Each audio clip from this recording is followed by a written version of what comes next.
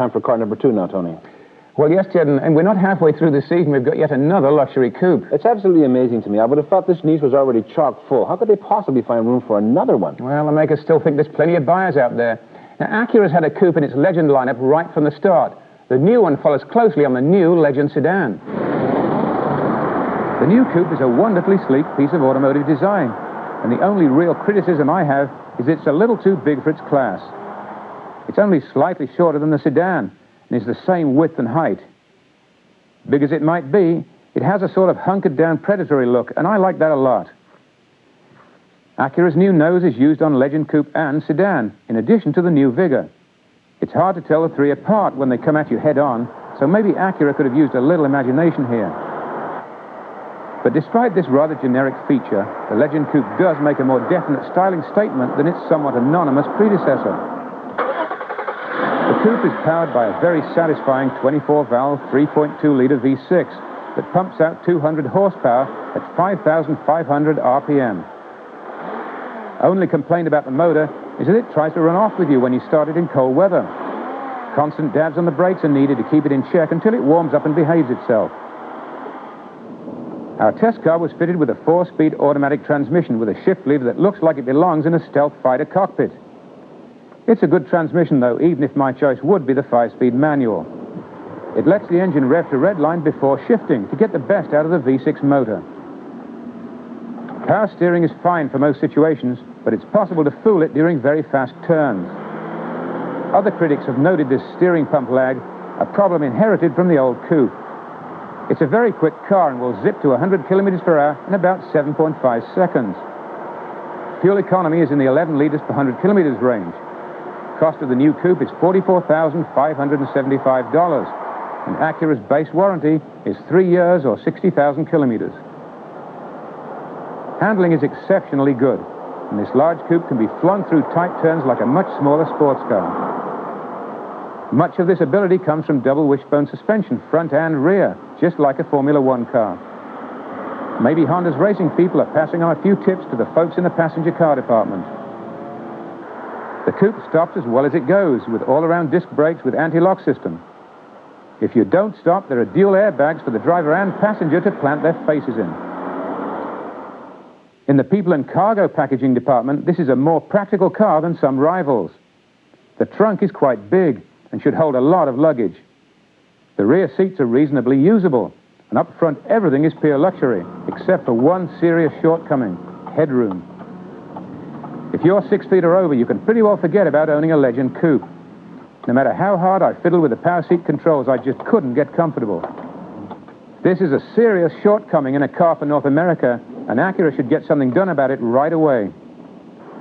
Otherwise, the driving position is great, and just about everything is well within reach.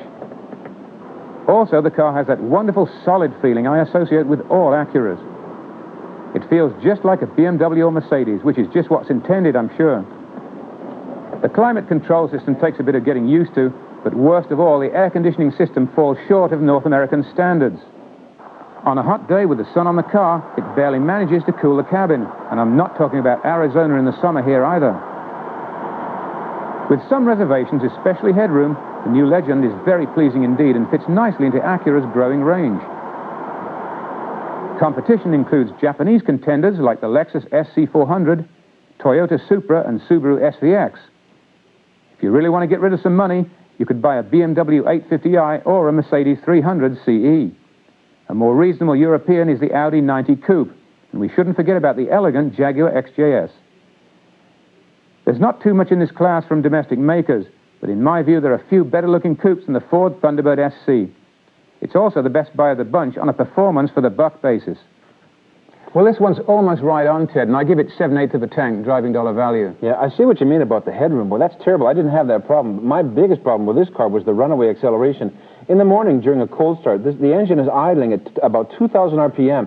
If you don't pay attention, this thing will run away from you just like that, and it caught me by surprise several times. Yeah, it's a very bad point, and other cars don't do it, so it must be something to do with the viscous coupling in the transmission. It shouldn't drive the car along under those conditions. Well, I think they probably put a chip in the box to make it run fast until the car's warmed up. Getting back to headroom, how can they do this? How can a company with this much experience, Honda we're talking about here, pull out a car like this that is not adequate for the North American market. I'm not particularly tall, 6'1" or so, not that tall. There are lots of taller people than me who'd like to buy this car. I think that, quite honestly, that they get the tallest guy in the drawing office in Japan, sit him in the car and say, and he's about 5'11", right? And they say, oh, wonderful, it'll be great for North America, but it's not. Maybe they should rent a couple of basketball players to see how tall people really can be. I didn't have the problem. I found the car to be very, very comfortable in every way, but seeing that footage of you, boy, that is really bad. But what would stop me from buying the car is that runaway acceleration. The only other car that I can think of that has the same problem is the new Mazda 929, and it's not quite as bad as this one, but boy, oh boy, that is terrible. They really got to fix that. Yeah, it's very irritating. I found myself on cold mornings having to hold the car with the brake against its wish to chase off on its own, and I was almost amusing myself to see how long it would take to get up to speed without even touching the accelerator, because it's very bad. On black ice, this thing would be a killer, because you would hit the ice, and unless you had the presence of mind to put it into neutral, you'd be braking but creeping forward at the same time, and you'd be in big trouble right away with the car. That's right. But getting back to positives, this is a wonderful feeling car. It feels great. It feels really solid. It's a little bit big on the big side for my liking. It could be. It's only a yay smaller than the big Legend sedan. I think it's one of the few cases where the sedan looks better than the coupe. Okay, well, let's sum up here. Things I didn't like about that car: the terrible headroom, the inadequate air conditioning, and kind of vague power steering.